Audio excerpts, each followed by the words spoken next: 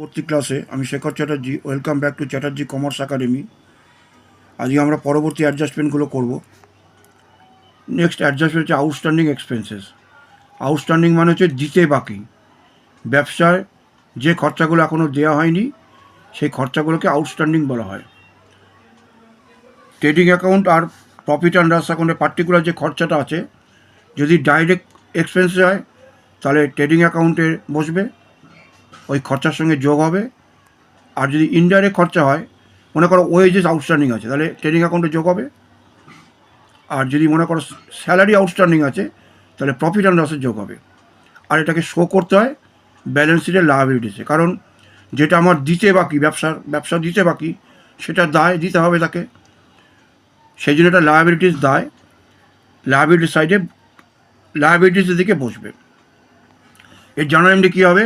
এতে journal entry করা নেই, কারণ অ্যাডজাস্টমেন্টে আছে concern expenses account debit to outstanding expenses. যে এক্সপেন্সের জন্য মনে করো ওয়েজেস, তখন হবে wages account debit to outstanding wages. তোমাদের আসবে না, যদি শর্ট কোশ্চেনে আসে এক নম্বরে যে এইটা থাকলে কী জার্নাল এন্ট্রি হবে, যার জন্য বুঝিয়ে দেওয়া। যদি ওয়েজেস আউটস্ট্যান্ডিং থাকলে wages account debit to outstanding wages. যদি স্যালারি আউটস্ট্যান্ডিং থাকে তাহলে salary account debit to outstanding salary account. Next, prepaid আর আনএক্সপায়ার্ড এক্সপেন্সেস। প্রিপেড মানে হচ্ছে যেটা অগ্রিম দেওয়া হয়ে গেছে, যে খরচাটা অগ্রিম দিয়ে দেওয়া হয়েছে, তার এখনও প্রাপ্য হয়নি। মনে করো কোনো একজন টিচার পড়াচ্ছে, জানুয়ারি ফেব্রুয়ারি করে তাকে 3 মাসের বেতন দিয়ে দেওয়া হয়েছে, তাহলে সে অগ্রিম পেয়ে গেছে। ব্যবসায় স্টুডেন্ট তাকে অগ্রিম প্রিপেড করে দিয়েছে। তো প্রিপেড এক্সপেন্সেস ট্রেডিং আর প্রফিট অ্যান্ড লস অ্যাকাউন্টে পার্টিকুলার এক্সপেন্স থেকে বিয়োগ হবে, যেহেতু অগ্রিম দিয়ে দেওয়া হয়েছে।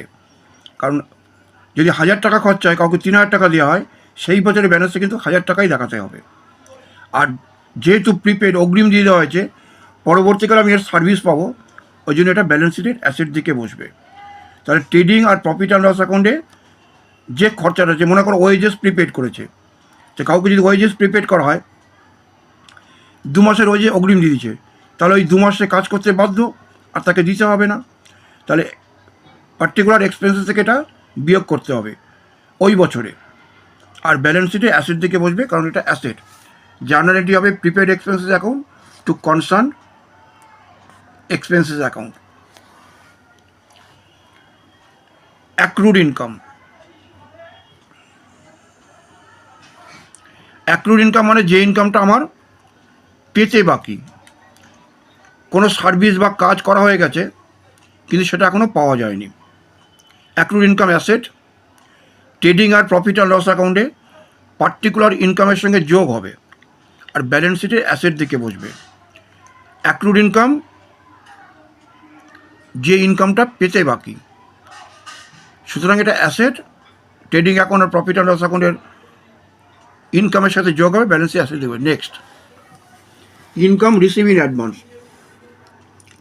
ইনকাম অগ্রিম পাওয়া গেছে, তাহলে ইনকাম অগ্রিম পাওয়া গেলে সেই পার্টিকুলার ইনকাম থেকে বাদ দিতে হবে, আর অগ্রিম ইনকাম পেয়ে যাওয়া মানে সেটা হচ্ছে দায়। এর জার্নাল এন্ট্রি হবে concern income account debit to income receive in advance. মনে করো ওয়েজেস আছে, তাহলে wages account debit to wages receive in advance হবে। স্যালারি থাকলে salary account debit to salary receive in advance হবে। এটা কোথায় বসবে? Trading and profit and loss অ্যাকাউন্টে পার্টিকুলার ইনকাম থেকে বিয়োগ করতে হবে, আর ব্যালেন্স শিটের লায়াবিলিটি সাইডে বসবে। কেন লায়াবিলিটিস? কারণ ইনকামটা রিসিভ করেছি, পরে আমাকে সার্ভিসটা দিতে হবে। নেক্সট হচ্ছে ব্যাড ডেট। ব্যাড ডেট হচ্ছে যে টাকাটা পাওয়া যায় না, কারো কাছে ব্যবসা টাকা পাবে, সে টাকাটা আর পাওয়া যাবে না, তাকে ব্যাড ডেট বলে।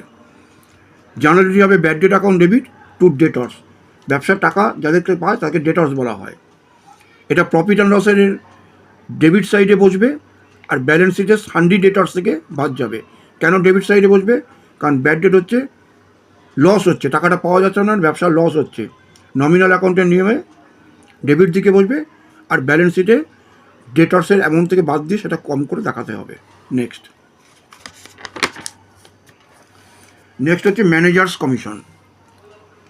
খুব ইম্পর্টেন্ট, মন দিয়ে শুনবে আর ভালো করে নোট করে রাখবে প্রত্যেকটা অ্যাডজাস্টমেন্ট। ম্যানেজার্স কমিশন, এই জার্নাল এন্ট্রি হবে profit and loss account to managers commission account. ব্যবসায় যে ম্যানেজারকে রাখা হয় তাকে একটা স্যালারি বাদেও একটা অনেক ব্যবসার ক্ষেত্রে টার্মস অ্যান্ড কন্ডিশনে থাকে, তাকে একটা কমিশন দিতে হবে। এটা প্রফিট অ্যান্ড লস অ্যাকাউন্টের ডেবিট দিকে বসবে, profit and loss account debit to managers commission account হবে। সুতরাং প্রফিট অ্যান্ড লসকে ডেবিট দিকে বসবে আর ব্যালেন্স শিটের লায়াবিলিটি সাইড বসবে। কেন লায়াবিলিটি বসবে? এটা ব্যবসার দায়, ম্যানেজারকে দিতে হবে টাকাটা। এবারে অ্যাডজাস্টমেন্টটা দুভাবে আসে। একটা হচ্ছে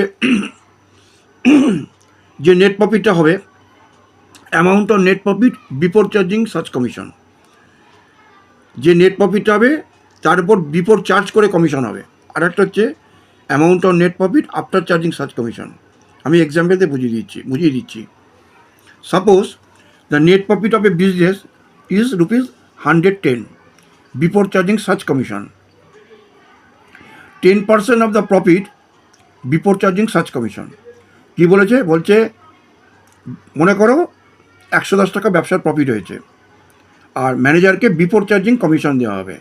তাহলে ক্যালকুলেশনটা হবে 110 গুণ পার্সেন্টটাকে 100 নিচে আনতে হয়, 10-এর 100 11 টাকা। তাহলে বিফোর চার্জিং থাকলে নেট প্রফিট 110 টাকা আছে, তার 10% 10-এর 100 11 টাকা হলে। Next example, in case the commission is 10% of the profit after charging such commission. এর ক্যালকুলেশন দেখো, এর ক্যালকুলেশন এরকম হবে profit into rate of commission divided by 100 plus commission. কারণ আফটার চার্জিং বলেছে ওই কমিশনটা যোগ করে তারপরে নেট প্রফিট থেকে বাদ দিতে হবে।